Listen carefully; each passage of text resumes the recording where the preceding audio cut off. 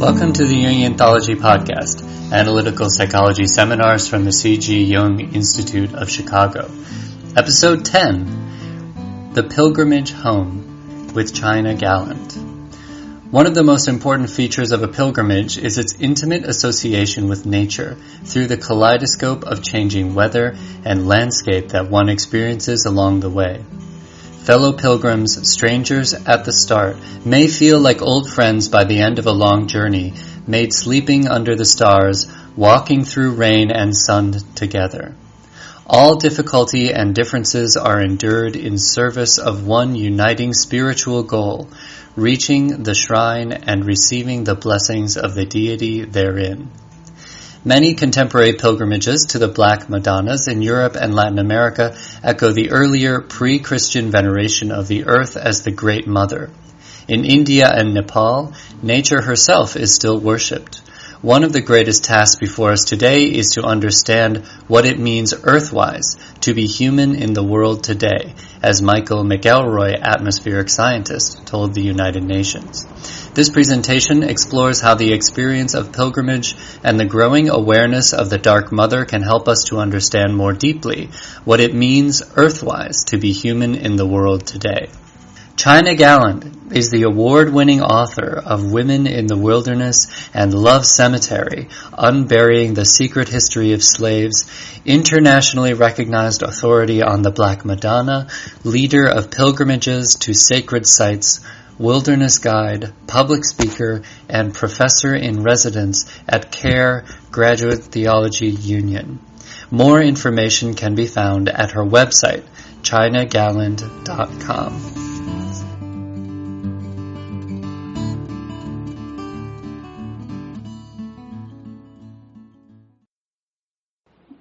Do you really want me to tell you? This was the response China Galland made to my first and somewhat impertinent question to her, what's most important to you? The inflection that both enwrapped and permeated the response immediately elicited a sense of caution and a sense of respect. If I could translate the intonation into words, it might read like this: I will answer your question, but it will not be a fluffy soundbite reply. If you are ready to meet me in a way that honors something deeply sacred, I will respond honestly and directly. But if you're not, let's stop now. This unabashed regard for and protection of the sacred is what first impressed me about China Galland. And it stays with me now as I introduce her to you. Well, how did she answer the question, you might be wondering? Slowly, carefully, thoughtfully, in a way that built in multiple layers or dimensions a picture of the human pilgrimage. She said, to inspire people, then she paused and thought, to celebrate our relationship with the divine. Pause again. To bring Tara west, to free Mary from Rome. We only had time to unpack just a little the first two parts of her initial response. I have a feeling the second two parts will be unpacked in just a minute. To inspire what? I asked, and what do you mean by the divine quickly followed, and her answer wrapped them together. She told me the story of a walk, as she just told you a minute ago, that she had taken one morning. To paraphrase her more eloquent response, every leaf, every bug, everything felt so alive, and all that teeming life was fed into the formation of one syllable, the name of the divine, she said.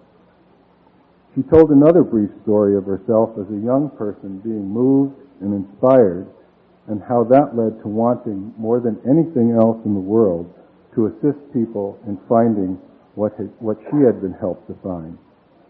She was careful here to emphasize experience. She was not meaning something intellectual.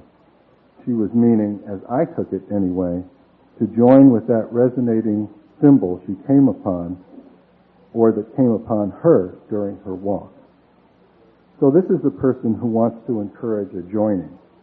In fact, as we talked on a bit, the word relationship in connection with the divine became union. China Galland's sense of pilgrimage, it seems to me, is always to walk toward, and whenever that holy syllable begins to form, to wade into that stream of oneness which joins us together and dissolves all alienation from each other and from ourselves. This most important thing took on a more immediate quality as China spoke of her husband and her 3 children, now grown. There was again that enwrapping, permeating tone of voice. The lilt of that sacred syllable was in the air. Would you please welcome China Galland?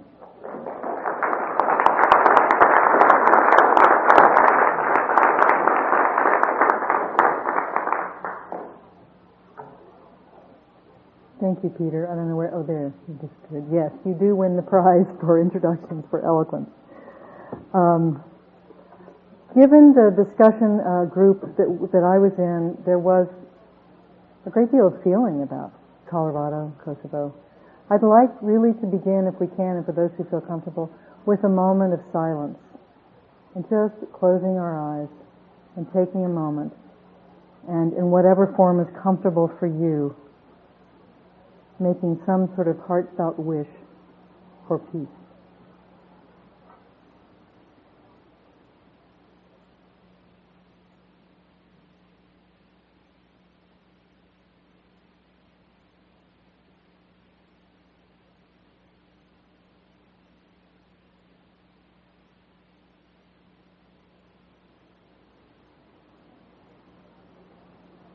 And when you're ready, you'll come back into the room, open your eyes, and rejoin us.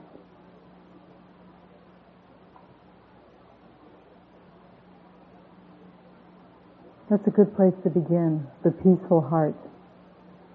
Because what pilgrimage is really about is the soul's journey to find and touch again and renew peace in our hearts. And I think it's been mentioned today, the different ways that people are finding. There is no one way, no one form of pilgrimage. It might be to a foreign country, it might be to your neighborhood garden. There are many different forms of pilgrimage. What I mentioned in this description of my talk today is that it says one of the greatest tasks before us today is to remember and to understand what it means earthwise to be human in the world today. Now that's a rather truncated quote from a report that was given that Harvard did a 3-year study on the relationship of religion and ecology. In this report, this Michael McElroy is head of one of the departments, the science departments at Harvard. This was delivered to the UN last fall in looking at how we are going to face the next millennia. And what the study showed was that we know so much more in the world of science today about what is actually happening to the environment than is being conveyed in any meaningful way to people in a way that we can use. And the need is for there to be a connection, a renewed relationship between religion and science. That the churches have the means to disseminate the information that science is discovering about the tremendous interrelatedness of all being that the Buddha has been talking about for centuries, but that now at our cost we are discovering is literally true as we burn down the rainforest and then have less air to breathe or no longer have the wonderful protective shield and now increased skin cancer. So we're learning this lesson very painfully, and there needs to be a way to pass this along much more quickly. And they talked at the UN about having to reimagine how we're to maintain our humanity in relation to the earth coming to the next century, as we go into the next century. One of the problems with talk like this is that it's so abstract. In order to, Thomas Berry in his wonderful book, The Dream of the Earth, talks about how it's one thing to know that we need to change, it's another thing to tap the energy to change. And that what archetypes, and all you Jungians out there should understand this, what archetypes help us do is tap the energy to change. So I'm going to show you some slides. I want to tell some stories first, because I think not only do children need good stories, we need stories today. And I'll show you some slides that will illustrate and give you an example of an archetype that I think is arising for us today, and we're lucky enough to have here with us today Fred Gustafson, who's also written about the Black Madonnas archetype. I think his book is in the bookstore as well. You'll see some slides today of these images that suddenly we are becoming aware of today that they're quite ancient. They've been with us for centuries. What I have to present is material that's completely traditional, nothing new. This is what's so radical about it, in my opinion, that people are not familiar with it. It's not so well known in our culture, what I'm going to be showing you images of today. Let me back up. The Dalai Lama talks about how it's useless to despair and become discouraged, which sometimes with the events such as Kosovo and Colorado, it would be easy to get discouraged. And certainly sad. But giving up, despairing, he's saying, this is useless, it's not helpful. What we need to do is generate courage equal to the size of our difficulties. How do you generate courage equal to the size of these kinds of difficulties? Well, I think in the repository of human stories we find immense wisdom, and that's part of how I generate courage. And I want to tell you a couple of the stories. You'll see images from these stories that I'm going to tell you. One of the stories that motivated me, and that was an inadvertent pilgrimage. I think Valvoline mentioned how you start on a journey, sometimes you don't realize it's a pilgrimage. When it's halfway through or at the end, you realize, oh, that was a sacred journey. That was transformational. I went to Nepal in 1980 to find and study about Tara, who's the female Buddha in the Tibetan Buddhist tradition. There are many stories about Tara and how she came into being. She's also considered the mother of the Buddhas. But the one that meant the most to me was her vow to only be enlightened in a woman's body for all time, until all suffering was ended, for all beings in all worlds. This is in a time when it was believed that in order to be enlightened, one had to have a man's body. In fact, she was being encouraged to pray that she would either magically transform herself into a man so that she could be enlightened, because that's all that was missing, they told her. You just are missing the form. You're so developed, you're so compassionate, you're so wise, but if you just had the male form, you'd be fine. I think somewhere we're still hearing that story. But she said, or if you can't change yourself in this lifetime, then what you can do is pray that you'll be reincarnated as a man, and then the moment you're born like that, you'll be enlightened. And of course, Tara, being as compassionate and wise as she was, she took no offense, and she said, thank you very much. I've thought about this for a long time. But relying on her own experience, she said, I know that this is not true. Worldly beings are always confused about this matter. But nowhere can I find what is male. Nowhere can I find what is female. These are simply different forms of being, no more separate than a wave is from water. But since most Buddhists have chosen to come in the form of a man, perhaps it would be more helpful if I vowed for all time to only be enlightened in a woman's body. And so she was. So that's one very important story. And that drew me out on my initial what became pilgrimage. When I went to Nepal to find this beautiful Tara that you'll see, I discovered that she had many different forms, some of which were dark, black, fierce. I discovered Durga in the Hindu pantheon, from which Buddhism ultimately comes. And the story of Durga is a story that, for me, also generates a lot of courage, and I think is important for us today. And you'll see an image of her when I show the slides. In this ancient story that was written down in northwest India at least 1,500 years ago, and I'm sure is a much older story than that, it was said, and the story sounds very contemporary, that the world was on the verge of destruction. Rivers were drying up, plants wouldn't grow, people were starving, there were wars everywhere. Sounds very much like today.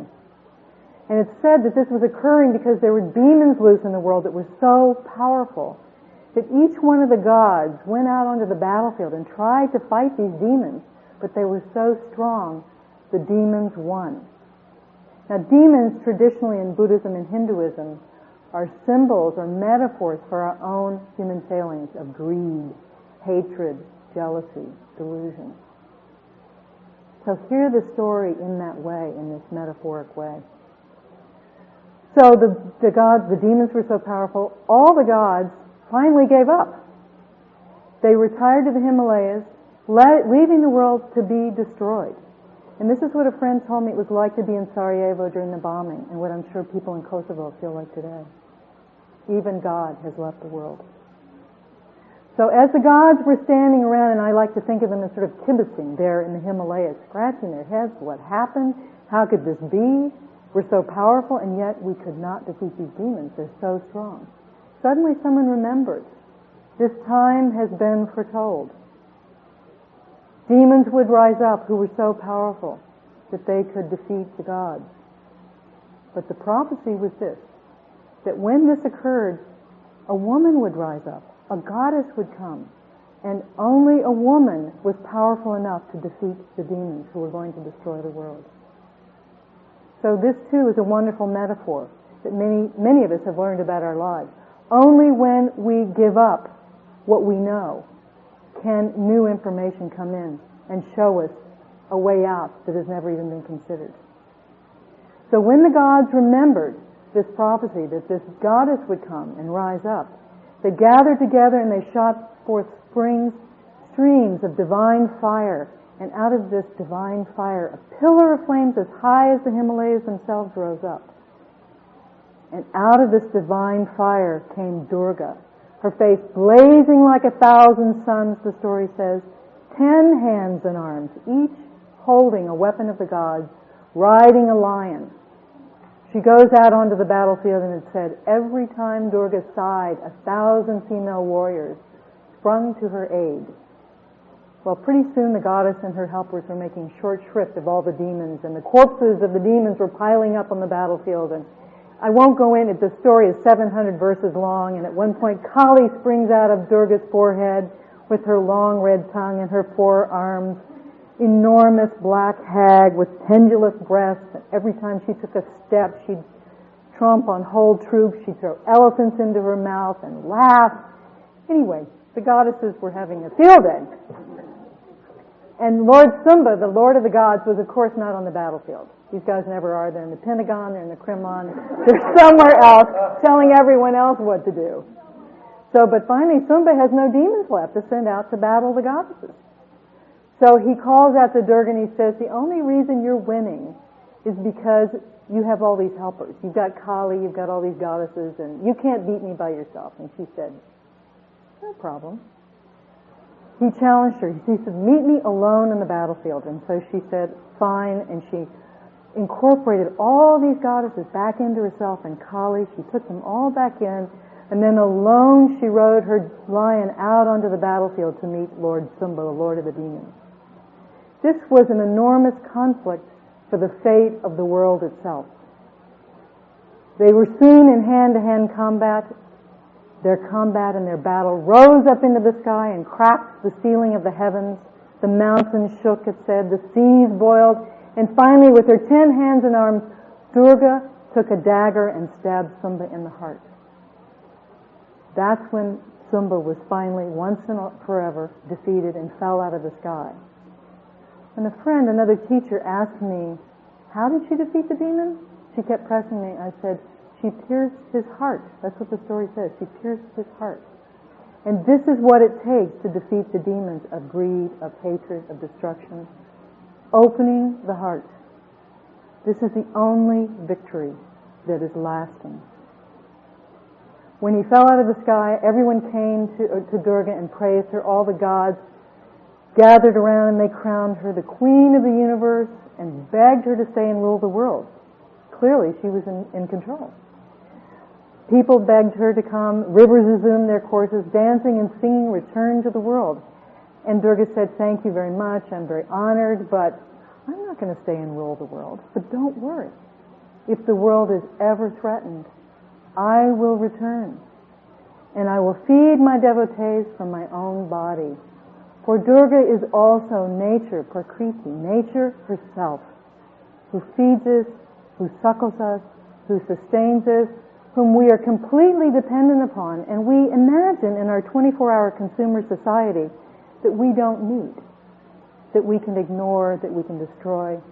But we can only live for a matter of minutes without air, a matter of days without water, a matter of weeks without food. We are completely dependent upon her. And I think it's this complete denial of our dependence that is so horrifying and drives us to attempt to destroy the very thing that supports us and feeds us. But the good news is that as in nature, whenever you find a poisonous plant, an antidote, a plant that's an antidote is soon found nearby. So at this time, I think it's no accident that today, with our global society, we have access today to the wisdom traditions from all over the world, which Houston has been such a wonderful leader in bringing to us, helping us understand and develop awareness and respect for. So it's in these wisdom traditions that we now can find the wisdom that we need today. And I think part of what's the reason that you're going to be hearing, if you haven't heard already, but my guess is being Jungians, you probably have heard something about the Black Madonna, that this in some ways is like that female energy returning to the world just when it's needed, that's rising up. And by female, I mean the way Tara meant it. Male and female, something we're always deluded about, but that exists within each and every one of us, that's part of our very being, and that male and female are simply different forms of, not something separate, not something exclusive. So it's rising up now, and I think we're becoming aware of these images because that have been with us so long, because we need them now, and because ultimately the Black Madonna is a form of the great Earth Mother once again rising up and showing us our need to respect and honor her and be in relationship with her in a way that we've forgotten today, that we've lost as part of our heritage. So with that, I'm going to stop the storytelling and get on to showing you some slides. This inadvertent pilgrimage began, as many do, in Kathmandu. This is the stupa, great stupa at Bodhnath. This is the green Tara, the main Tara of the Kadira. Tara is also a forest goddess. She's the goddess of the Kadiravani forest, and her right leg is extended because she's always ready to step into the world to help you. The moment you think of her, she's known for being the most compassionate, the quickest to come to anyone's aid, whether you've ever believed in her or not. Now, this little Tara is in a village outside of Kathmandu. It's believed to be growing out of the rock. Now, in Tibetan Buddhism, this is a phenomena called Rangjung, and His Holiness the Dalai Lama assured me himself that this really does occur. And Tibetan Buddhism is rife with instances of this phenomena, where a deity comes out of a substance as hard and seemingly impenetrable as a rock, because everything is an aspect of the divine, is really a manifestation of the divine. And so he says that when the power of the mind is concentrated and the heart is devoted, it can bring even a deity out of a substance as hard as a rock, or I would like to add, as hard as the human heart, because surely that is even harder than a rock. So what the Buddhists have mapped, and these other worlds that are open to us now, is the interior world that we know so little about. We've mapped the exterior. We know the power of technology. But this is the power of the human mind that can bring a deity even out of a rock. Now, I don't necessarily believe this is true. I've written about this in Longing for Darkness. I took a geologist with me to look at this. It's a wonderful metaphor, though, and at the same time this phenomena was becoming known, which started to be about 15 years ago in Kathmandu, where reportedly this has grown from 2 inches to about 8 or 9 now. I have gone back and measured it as well, but that's another story. It's important to realize that this is a metaphor, and at the same time, as I was saying, Mary was reported appearing in the barks of trees in Poland and Newsweek. That was the story. Of course, there are apparitions that have been reported all over the world. I'm not taking a position. I'm not saying these things are necessarily true. I think they are indicators of what is happening to us psychically and collectively in our unconscious. And wonderful, joyful metaphors. This is the traditional green tar in the center with her 21 forms, and you'll see that at least 2 of these are black. Now, this is going up into the Solo-Khumbu region of Nepal on a more formal pilgrimage up into about nearly 15,000 feet to the monastery at Tangboche, where every year at the full moon people make the annual trek for the dances of the monks, who literally dance with death. There they are in their costumes with the masks. Because when you go on a pilgrimage and you step outside of time, this is one of the forces that you encounter, is death. The possibility of your own, the fact that it will come in your own life, and what are we to make of our lives as we accept this part of existence. These are more of the delightful play that goes on with the monks as they reenact their drama every year at Tangboche. Now, this is a very traditional form of pilgrimage. This woman is a Westerner, but she's walking with a tourniquet. These people were walking for miles, bringing their offerings, because, as Phil was saying last night, gift is always part of the pilgrimage. You always make an offering. So this offering was being carried miles up in the Himalayas to the monastery as part of the celebration. This is a little nunnery that's up above Tangboche. Now we're in India. We've switched. I've tried to encapsulate several journeys here. This is Durga. This is an unfinished piece that was every year all over India and Nepal. The festival of Durga is celebrated when it's believed Durga returns for 9 days and defeats the demons. This is Sumba, who she's about to defeat. And she's riding her lion. And these statues are made, thousands and thousands of them, and are carried through the streets during this pilgrimage that people make from all over India to celebrate this feast. And then at the end of the festival, they're thrown into the river. They're returned and dissolved in water. They're all made out of clay. So this is Durga. She hasn't yet had the implements placed in her hands, but this is Durga defeating the demons. This is a statue that's in the Philadelphia Museum that shows very clearly her defeating the demon and piercing his heart.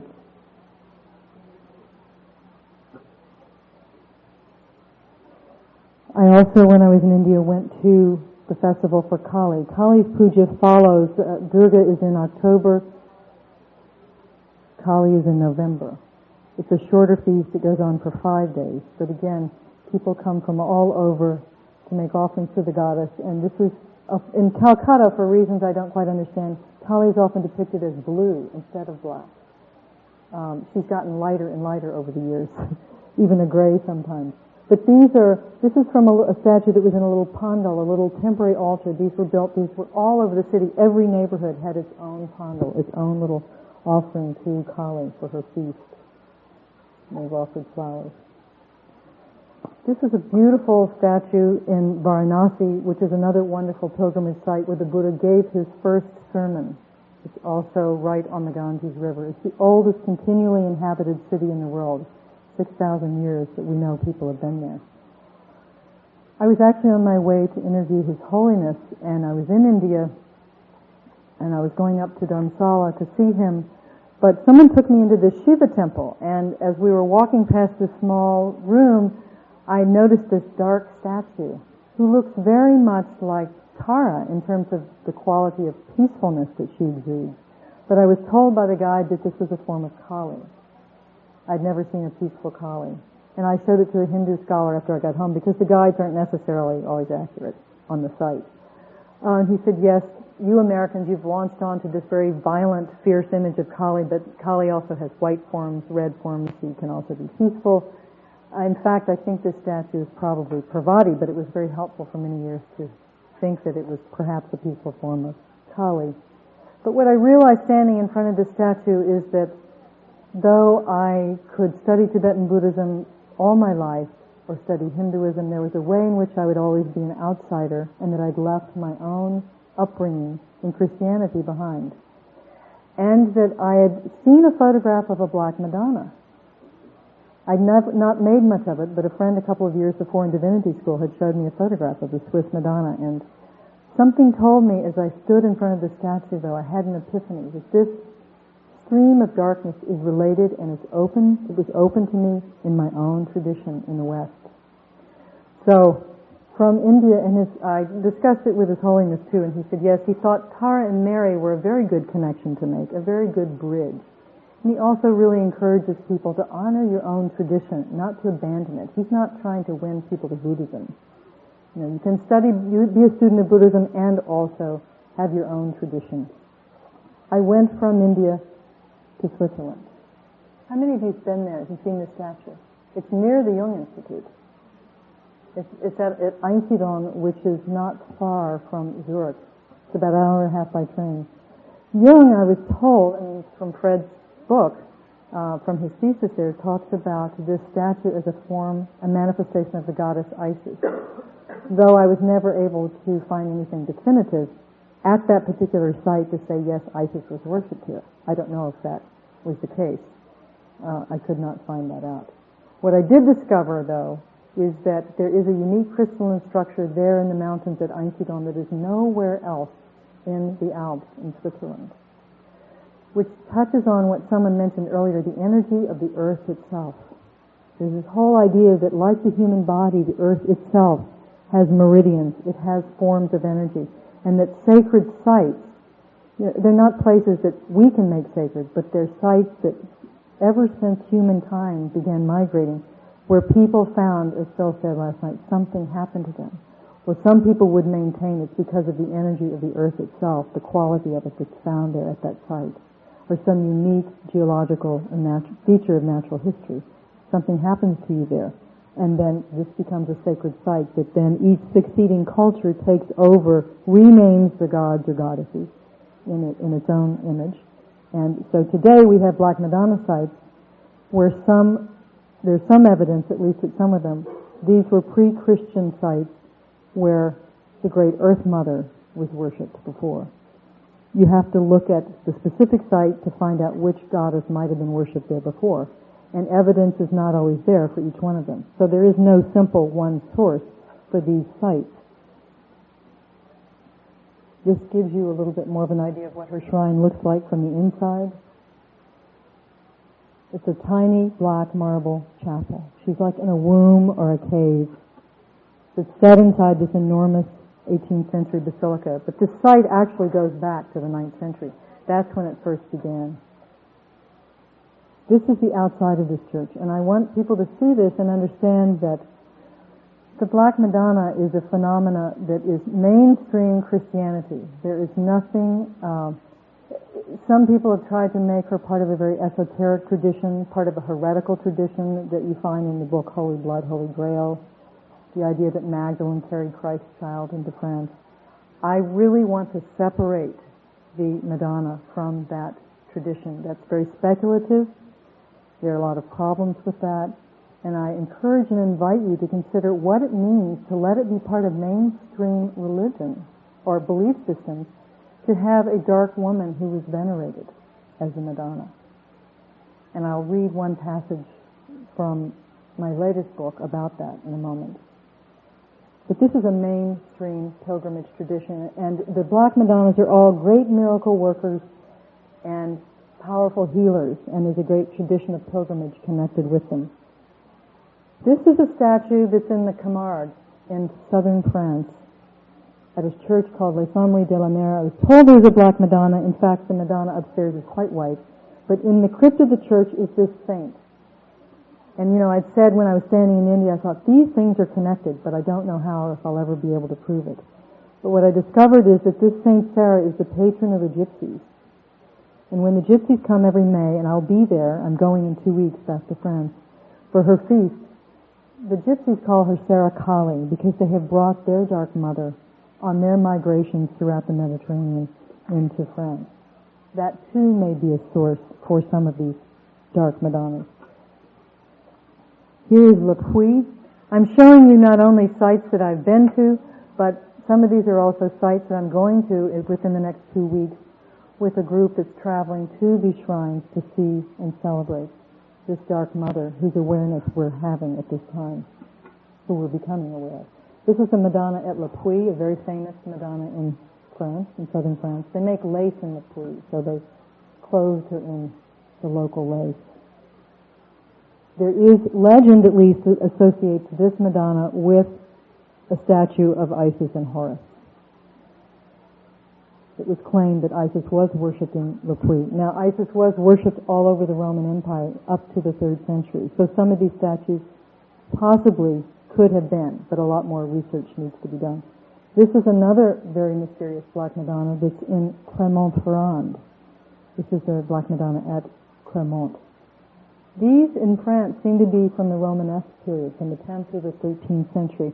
They're all meant to be living with the people. You see, she's on a pelican here. This is in Notre Dame de Port, also in this area, the Clermont-Ferrand area.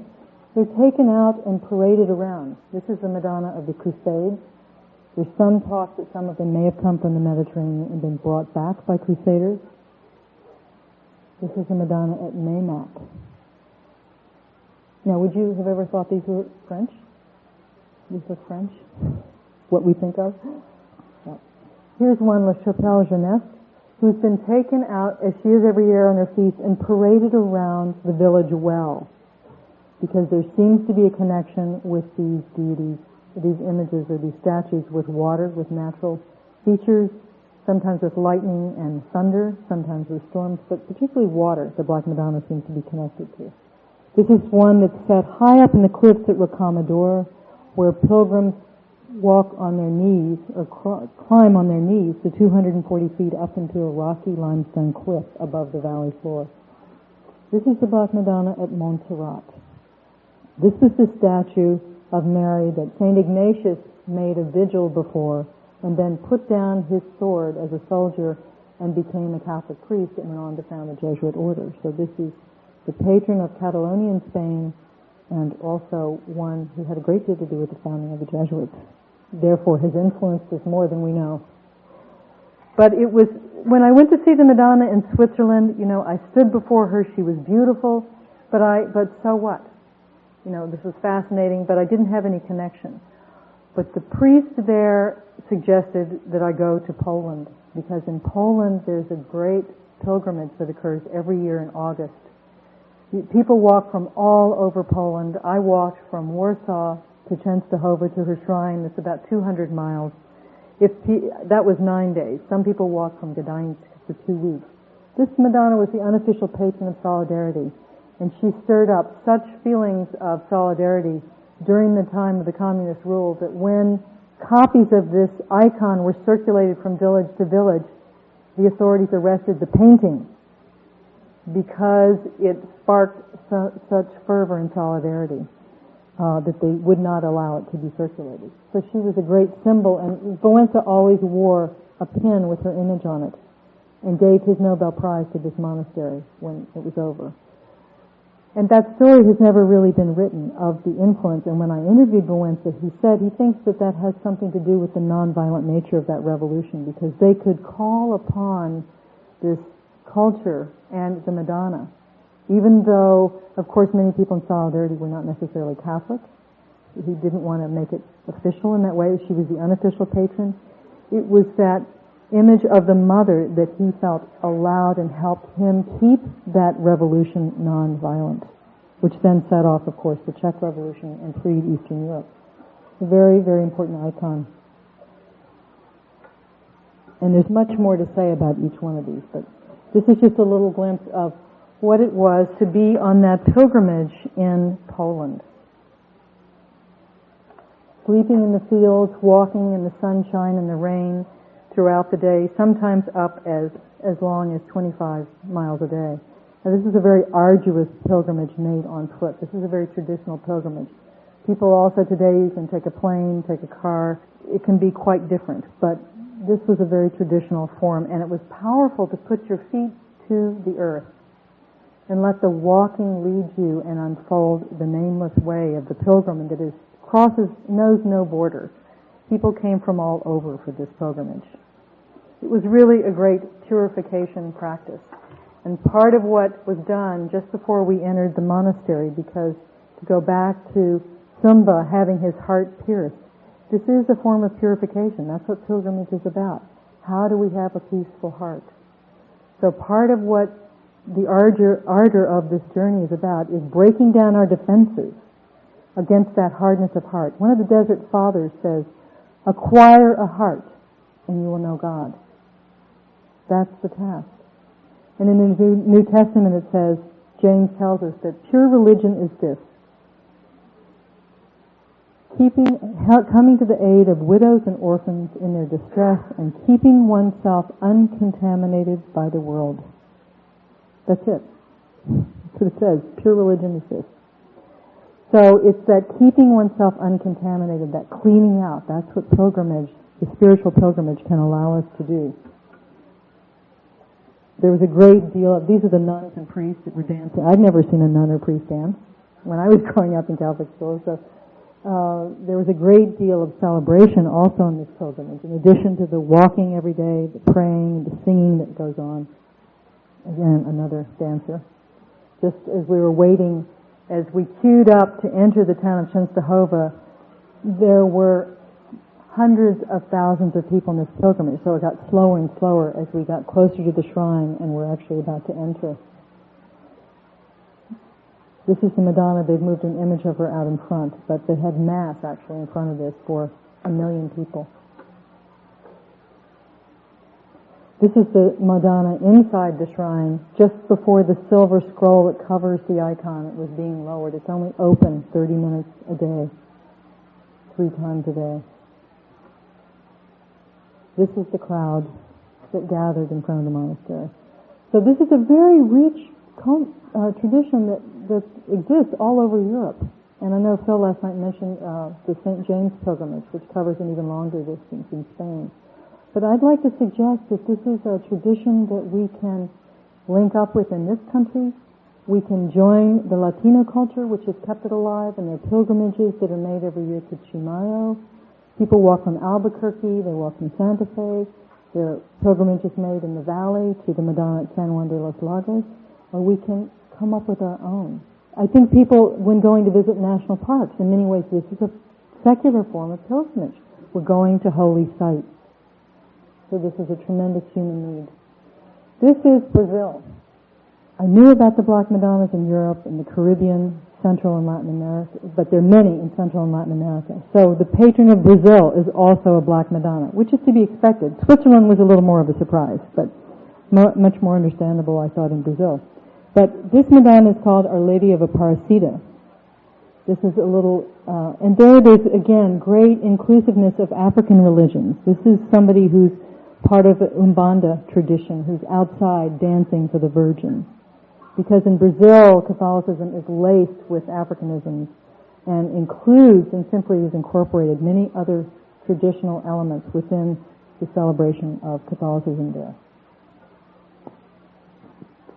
These are pilgrims offering their candles. You can see these long candles, but of course they're all melting immediately. It's quite a scene. Now, inside, you see the sign in the back. It says, the Mother of the Excluded. This is the Black Madonna. She's the Mother of the Excluded. The priest is holding up, and as true with many of these statues, they're very small. This Madonna was only about maybe 24 inches high, but she's enormously powerful. There were 70,000 people in that cathedral that day, and her feast, like Durga's, is celebrated for 9 days every October. What was going on in India had its parallel here in Brazil. And there is a great democratic influence that pilgrimage has. It's a great leveler of caste and people. Everyone is equal as a pilgrimage. So I woke up staying nearby in a nunnery with a bat in my room, firecrackers going off at 7 in the morning, and there saw one of the most powerful liturgies that I've ever seen. This little Madonna is paraded through the church, and then after and this particular photograph, I marvel at how it came out. It almost looks as though she has disappeared. There's a void, there's an abyss there. You cannot make out the statue. It's cold, this darkness that is also emptiness. This is what he's bringing to the church. People are reaching out to touch her, but the way the photograph came out, you can't tell that anything is there. It's like the way Ramakrishna describes the darkness of Kali. It's like space or the ocean that looks dark to us, and we go and we put our hands in it and lift it up, and it has no color. It only looks dark to us because it's so far away. It's so distant from us. Or as Gregory of Nyssa would say, it's the incomprehensibility of God. He talked a great deal about God's darkness, the way of darkness. It's the incomprehensibility of God. So in this liturgy, which you can see, I think it'll be clear when I explain it, after the Mass was offered, a woman came up and took the microphone and looked kind of like an upstart, but I didn't speak Portuguese. I wasn't sure what was going on. And she started narrating a scene, and what began to happen was people one by one came up this long aisle through the nave of the church. One was a man who came with his hands as though he was in chains, wearing a convict suit, walking slowly up to the altar. Then came a woman who was dressed to stand for a prostitute. She had a bright, brilliant red sequin top, very skinny, hugged her body tightly, stiletto heels. She represented women in prostitution. A very pregnant young girl came up. Somebody came with an IV in their arm to represent the people who have AIDS. And then last came a dark, old peasant woman. And all these people walked up to this altar. It was a great hexagon in the middle of this enormous church that holds 70,000 people, and went off to disparate parts and turned their backs on one another. And then the last person who came in to fill out this tableau was someone representing Christ. And he came up and he took the hand of each person and he began to make everyone connect. He began to bring them together. And they all stood around, and he gave the Black Madonna to the old woman. That's who's in the center. It's this old, dark grandmother. And everyone gathered around her, connected by Christ, who made their connection, and is dancing around the old woman. Because this dark mother, as the Archbishop explained to me, represents all people. And what she represents for us now is what we need to include now, all who have been left out. So this is a very powerful, simple tableau. I'm going to read you a passage really quickly that will summarize a lot about this dark mother, and I think fill in some blanks that I'm surely leaving as I leap over years and centuries and cultures here in what is really almost an impossible task in terms of summation. The Archbishop there, Dom Lorscheider, is telling me that she represents those who've been marginalized by conventional society, the poor, the broken, and the dark, and that she is the champion of all. Then this is me reflecting. This dark one who champions all that is left out symbolizes all that we need to include now. In finding this dark mother in culture after culture, I find that she weaves a bond that reaches beyond cultures. Across time, she gives us back our history with one another. She provides a way across cultures, a bridge, giving us back not only the connection between the sacred and the world of nature, the body, but she gives us the very ground of being, the world body in which we live with all creatures. She gives us earth, water, air, and fire, creation, then goes beyond, helps us cross over, is the other side, both the river and the shore. Whoever this dark one is, whether she appears as virgin, mother, goddess, crone, or queen, she is found underlying so many traditions. The Aztec goddess Tonantzin, at whose site Our Lady of Guadalupe was discovered, the patron of all the Americas. La Pachamama, the source of all life in the Andes, beloved by the people. The Egyptian African goddess Isis, whose worship existed in Europe up to the 3rd century. The Hindu Kali, carried from India to France by the gypsies, or the Orishas brought from Africa to Brazil. She is the ground, both the earth itself, but also the root below. She gives us our depth and the darkness we need to grow. The taller the tree, the deeper the root system. She is the tree of life, this little dark one, La Morenita, our mother. And I, too, a white woman, can claim her, for she is also the ancient earth mother of old Europe, pre-Indo-European Europe, the indigenous black Caucasian goddess of regeneration and fertility. The earth mother who was worshipped when the color black symbolized life and white meant death. We need only examine our own tradition, look beneath our feet. She has been there all along. Venerated for centuries in great cathedrals around the globe, these Madonnas have long been proclaimed to be powerful healers and miracle workers, and yet few have commented on the darkness of her face. Many say it was because she survived fires that destroyed all but her, or they say that candle smoke made her dark. Could it not be, too, that she is dark because she enters lives on fire, because she has absorbed so much suffering? Some say that she is black for no reason, that her darkness means nothing. That's what a couple of priests told me. Oh, it means nothing. Others call her a symbol, an archetype, Psyche's shadow. I say that she is all of these things, and she is also a black woman, a woman of color, a brown woman, a red woman, and more. She is not white. She includes all color. She is dark because we as human beings come in so many colors, and no one is to be left out. Like a river, her darkness comes from many sources, a multitude of streams. She surfaces in Europe and Near Eastern sites where black meteorite stones fell out of the sky and were then venerated. She rises by healing waters, streams, rivers, and deltas. Her waters are fed by a tradition in which black is positive. It symbolized wisdom.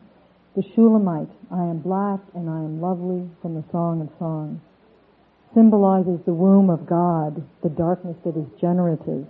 The world of medieval mystics, the womb of enlightenment from the East, from Africa, the root, wisdom herself. She is rising now to remind us that what we call darkness, this is what astrophysicists have discovered, is actually invisible light. That the luminous world is only 10% of what exists. That 90% of the matter in the universe is what the physicists now call dark matter. So we can't see it. 90% of what is invisible. Darkness matters, is to be valued, treasured. The image of the Dark Mother, the Black Madonna, which is simply the Christian form, is arising in the human psyche now because we need her. For images are vessels, they're portals, they're doorways that allow the porous membrane of the unseen world to pour through to us. What we need now is an awareness and understanding of our indivisibility of our relationship with the earth and with all her creatures. We are completely dependent upon our relationships, and we are dying because we leave out this relatedness with the earth and with each other. The shouts for a parsida in the church reach a new crescendo. The priest takes her down from the altar again, elevating her. This little dark one, this black Mary. Suddenly I remember Gabriel and his answer to Mary when she asked him in Luke, "How can I conceive a child? I know not a man." And he says, "The Holy Spirit will come over you, and the power of the Most High will cover you with its shadow. And so the child will be called holy and will be the Son of God." The Black Madonna is also Mary at the moment of conception, impregnation, when she is shadowed by God. It was God's shadow that made the child holy, his darkness. This is what it looks like to be covered by God.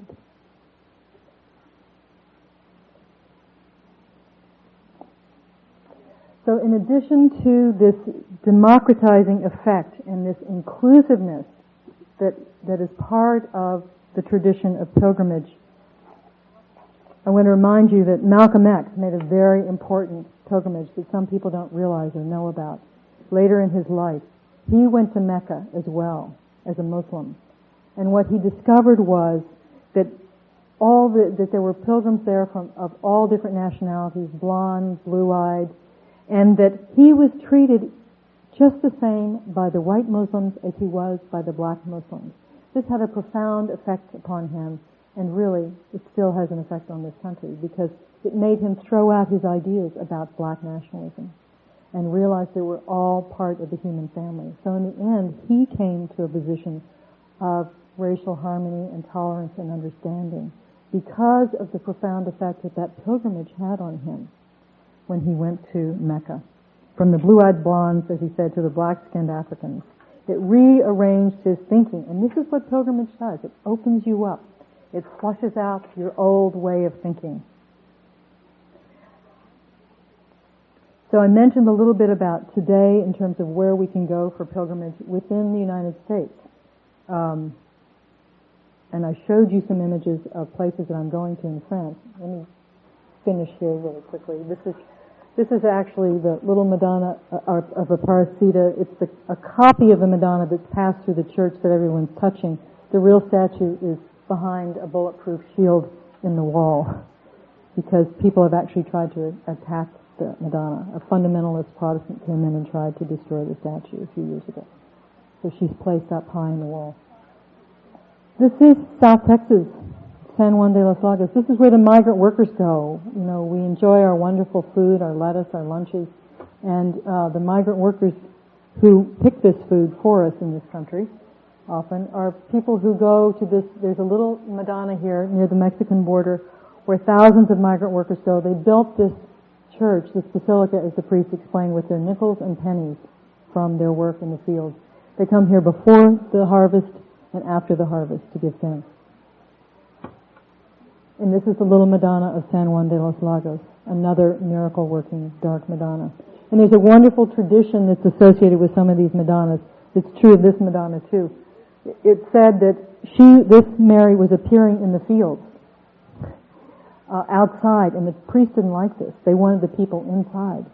And so they went to Mexico and had a copy made of the San Juan Madonna in Jalisco, Mexico, and that's what this Madonna is, so that they could get the people in the church.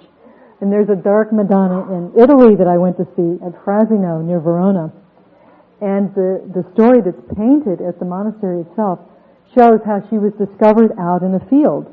And the young man who found her in the field, and many of these Madonnas are supposedly found in trees or in caves or buried in the ground, and then it's declared a miracle and a shrine is built. But he took her and tried to bring her into the church, and it said that Mary would keep going back and getting in the tree. There's this profound connection with the natural world. And so, back and forth, they'd take her out of the tree, they'd bring her in the church, she'd go back out, she'd appear in the tree again. So finally, when you go into this church, you see a tabernacle where they've actually cut part of the tree down. That's what's in the tabernacle, and her altar off to the side is a piece of the tree with the statue in the tree. So they let her stay in the tree, but they took the tree inside the church. So there's something to really think about here. But this Madonna, too, at this site was appearing outside, but they got her inside. And too, at Medjugorje, Mary was appearing on the hill, but it was causing so much trouble. The authorities didn't like it that finally, somehow, supposedly, the apparition got the message to please appear indoors, as she does today, in the choir loft in Medjugorje, where I was fortunate enough to be. This is Our Lady of Guadalupe up at the top here. This is from the altarpiece in Santa Fe. Guadalupe appeared as a dark pregnant Indian woman to Juan Diego in the 16th century. She did not appear as the kind of whitewashed Madonna we often see that's passed off as Guadalupe. She too is a dark mother who appeared at the site of Tonantzin, who's the Aztec goddess of the earth. And this is a feast that is an amalgamation of Native American tradition of dancing for the Virgin, or dancing for the gods, but that has been now altered and is a dance for the Virgin for Guadalupe that takes place in Las Cruces, New Mexico, at Tortuga Pueblo.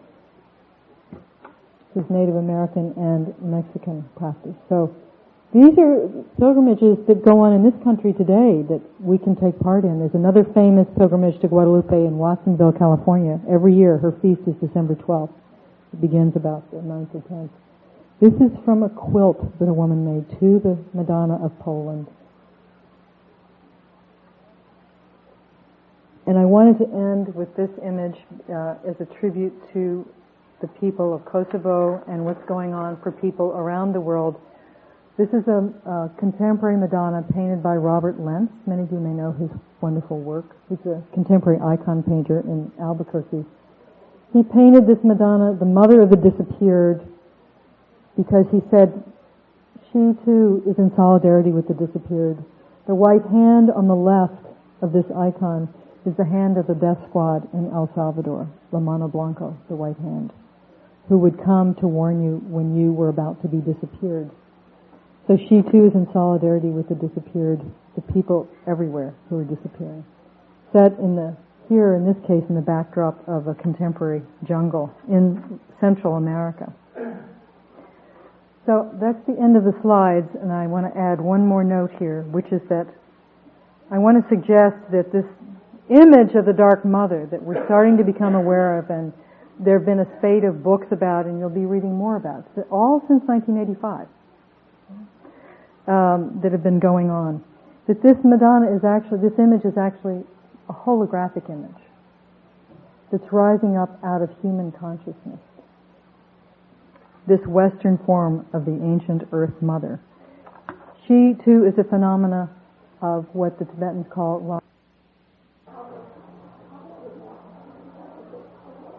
Well, that might be very fruitful for you to explore. The one way I could connect it to Tara is that because of her enormous compassion, Tara's famous for coming to you in whatever form you need to see her.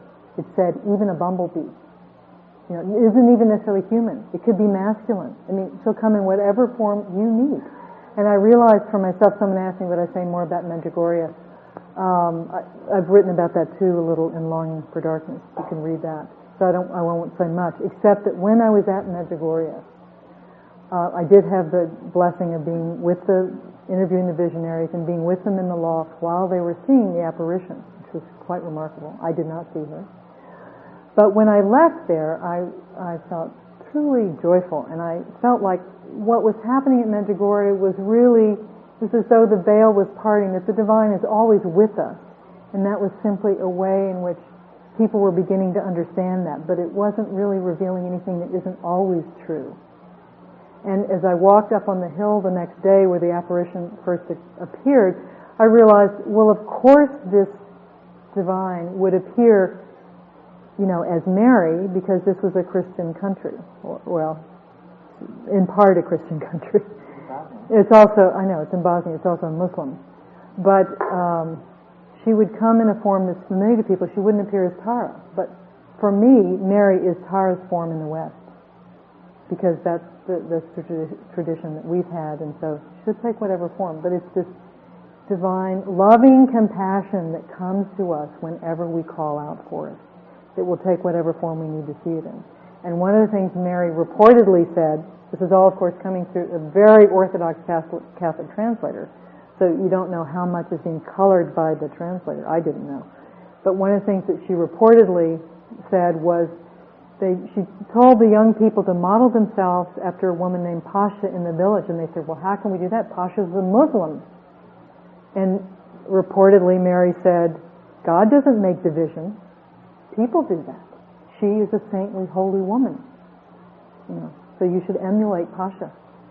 So there's also a very sort of anarchic and democratic impulse in these apparitions. And remember, this is a phenomenon that always goes on outside the church, as does pilgrimage. And as the pews are being emptied, the numbers of pilgrims are going up. Thousands and thousands more pilgrimages are being made, whether it's in Catholicism or in the East. More and more people are going on pilgrimage. And it's a phenomenon that the church, the institution, can't really control. It can sort of like be involved with, have masses along the way, but it's really sort of outside their purview. The same with the apparitions. So, you won't hear the Pope repeating that apparition or even saying it's necessarily true. But I just think it's interesting what goes on outside of the church structure. There is supposedly a message from the divine, which is that all people, we're to be friends and reconciled with everyone, not just Catholics with Catholics, including Muslims, whatever. We're to be reconciled with one another, we're to pray, we're to forgive one another. That was one thing, did I mention Phil had asked me to mention about, in Poland, one of the ceremonies we did just before the shrine was we had a forgiveness ceremony. Did I tell you about that? Boy, if we could do this today. It was so powerful. The day before we entered Częstochowa, we were told to go off and pray a little bit, and think about anyone on the pilgrimage during the walk. There were like 200 people in each group, and as I said, there were thousands of people. Think if there was anyone in your group that you had an unkind thought towards, or that you had been unkind to, or said something unkind to. Now, I didn't speak Polish, nor understand it, so it was a little hard for me to sort of feel my way into that, because hadn't been able to communicate with so many people. I was very limited. But sure enough, someone who I'd been irritated by or who I'd thought poorly of, what we had to do was then go around to each person and go up to them, kiss them 3 times, this is very Polish, on the cheeks, and say, "Przepraszam," which means, "Please forgive me. I'm sorry for any harm I've done to you. Please forgive me." So we went around in our group of 200, and people came up to me that, sure enough, I had not had a word with them, but I'd been irritated by that person. Or something had happened, and they asked for my forgiveness, and I asked for theirs. It was a wonderfully cleansing, healing ceremony. Again, melting down our defenses, getting away from this idea of division and separation, and acknowledging that we do hurt one another, often inadvertently, and simply saying, "I'm sorry. Please forgive me." And the immense cleansing and purifying of the heart, again, refreshing the heart, piercing that heart, opening it. That's the transformation. So that's kind of a long-winded reply to whatever somebody asked me. But anyone else?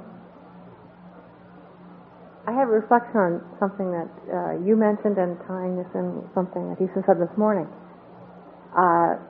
This happened last year, and occurred to me, the single largest response in the United States against the proposed government policy occurred last year with regard to the proposed organic standards in the Department of Agriculture.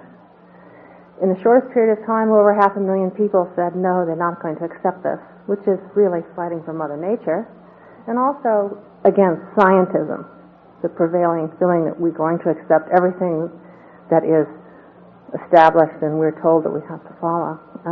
That occurred within the last year, which is a hopeful sign. And in Europe, they're a step ahead of us because they're really protesting bioengineering as well, and genetic alteration of grains and things like that, and radiation of food. So I think these things are coming together. Well, it would be very exciting if they do. Yes. That feminine energy rising up and saying no, fierce compassion. Saying no lovingly, with a pure heart, but saying no. Someone else?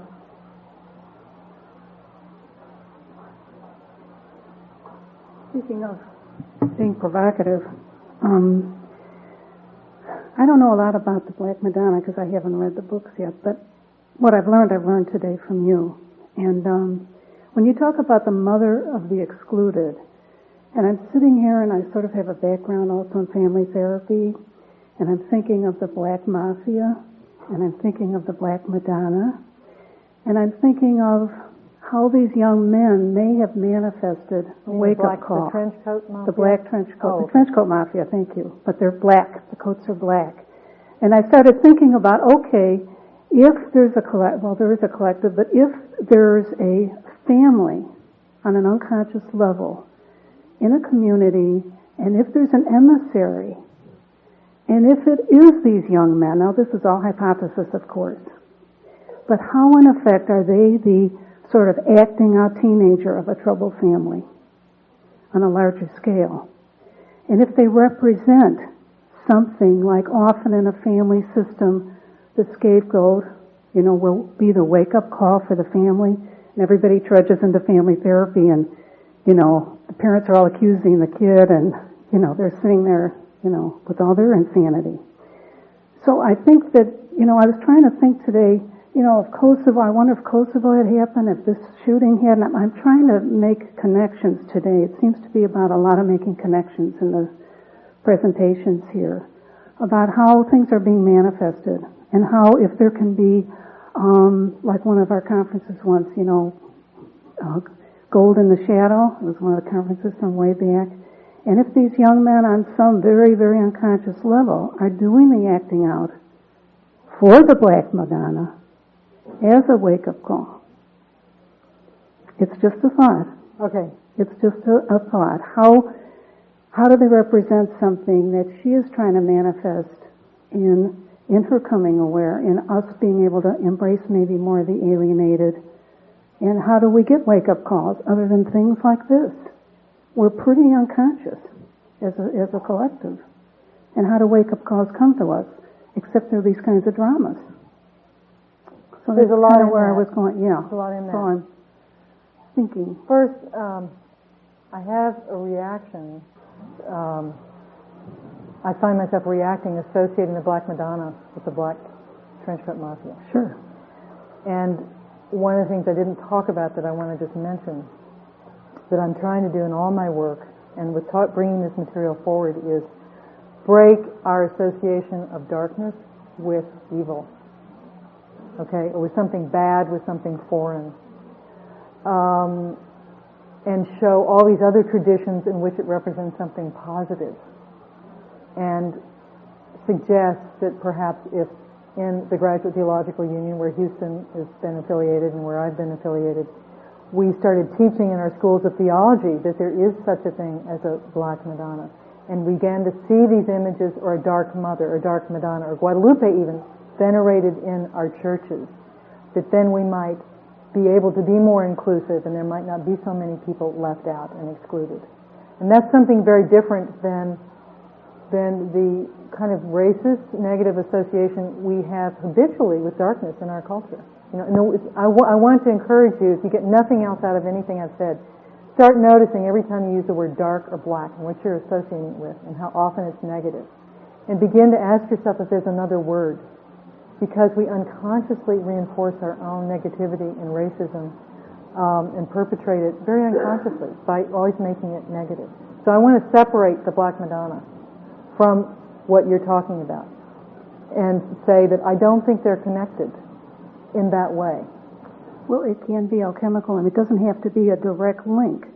But if there's a call and there's an answer, we don't know all the steps between the call and the answer. We just know that certain things happen that wake us up. Right. And they seem horrible at the time, like many transformations. But if they ultimately produce something that is of a greater good, then we have to sort of accept their horribleness. And what alchemy is about is the transformation of the base, as we all know. And the first stage of the alchemical process is the darkening, is the nigredo, is the raven's head or the crow. But I think what you're onto that's correct, and my mind is racing with all these points to try to connect, is that it's not necessarily just an acting out in that family. There's a whole culture here that's getting acted out, I think, with that's those what I'm two young talking people. about. That in a certain way, and that somehow they too need to be included. And if this could be transformed, it would be miraculous. It absolutely would be. But miraculous. isn't it always the adolescent? I mean, Denver's just one story of adolescent acting out of a really violent nature lately. Right. It seems to be the adolescent. He or she seems to have the means.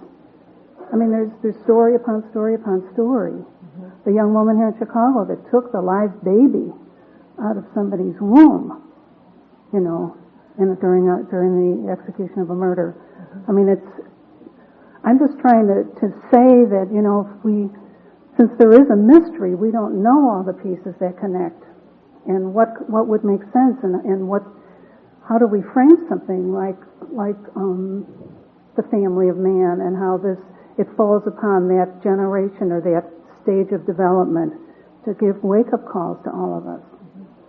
And how do we, what do we do about that?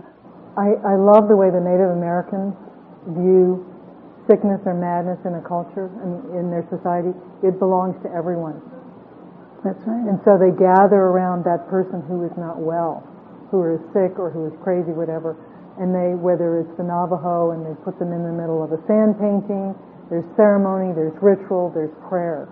And I think each of us with something like this can ask in our own hearts, Do we know any young people who've been giving us signs that we haven't acted on, who've been, troubled and that we've ignored? Take it back into our own life. What can we do in our own immediate situation with a troubled teenager that we might know? That's one response. But the other is to really look at our culture and look at what we can do the way we have things set up societally, and actively begin to work on behalf of young people, because I think you're right, they are acting out something.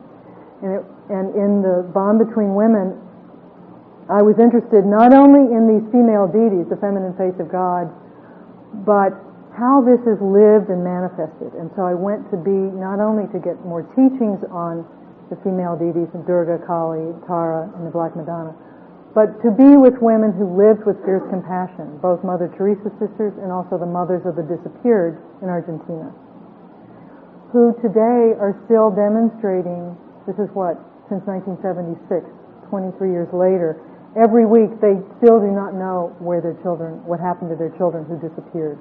And my friend Laura, who lost 7 members of her own family, what I saw when I went down there to Buenos Aires and demonstrated with these women and listened to their stories, some of which I've written about in The Bond Between Women, I realized that those women who were at first called Las Locas, the crazy ones, because they showed up as soon as their families were missing, they showed up against the law, against the military law, and demanded to know where their young ones were. And even though the military started taking some of their members, who then disappeared, they continued every week to show up again and refused to be intimidated and demand to know the whereabouts of their family. They were viewed as crazy for a long time because they were carrying the burden of a whole culture who was in denial. And when I was there in 95 demonstrating, a man came up to us and began to attack my friend Laura, not literally, but verbally, and say, "You're making this up," because she had buttons on of all her disappeared children for the demonstration, and I was taking her picture. And he came up and he was upset that I was taking her picture and was saying, that this is all a fiction, that nothing happened, no one disappeared. And yet we know this is true, but this is the denial. So there are forces of denial that when they operate in the culture, a tremendous distortion takes place. And the perversion that went on with the military that disappeared in all these countries, that's going on in Yugoslavia now, is that kind of acting out that's going on, that's now infecting our children. It isn't happening over there, it's happening here. And I think it's our own denial that I think you're right, we're being forced to look at.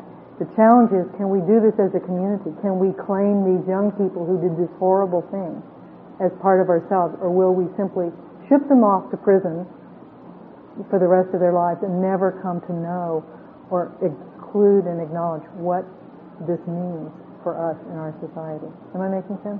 You're looking puzzled. No, I'm just thinking, once again, I'm just going back to, how transformation occurs in ways that we have yet to understand. And I have an image that you gave us of the stamping out of the demons by the Black Madonna. And, how does one stamp out a demon? Sometimes it comes through many different doorways. It can come through the back door, and we don't necessarily recognize it at the time. It's true. And I think that the Black Madonna the Dark Mother being famous for being a miracle worker and a healer, in terms of if one were to pray or be inclined in that direction, pray for guidance, because she is a powerful miracle worker, and perhaps some guidance could come. But I would be reluctant to say that it was the Black Madonna doing the killing, or having something to do with the killing in order to wake us up. I just really want to keep that separate. I hear that. Am I being clear about that? Okay, thank you. Thank you very much. Yeah.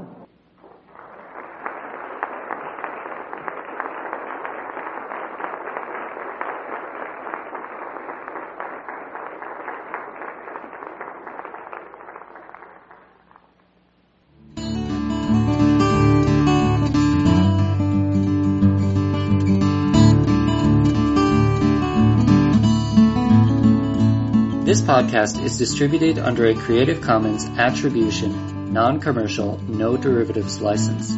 Share it all you like as long as you maintain the attribution to the speaker, but please do not change it or sell it. If you like this episode, tell your friends about us or leave us a review on iTunes. For more information about classes, training programs, videos, audio, this podcast, or to find a Jungian analyst near you, visit our website, www.jungchicago.org. Thanks for listening, and we'll see you next time.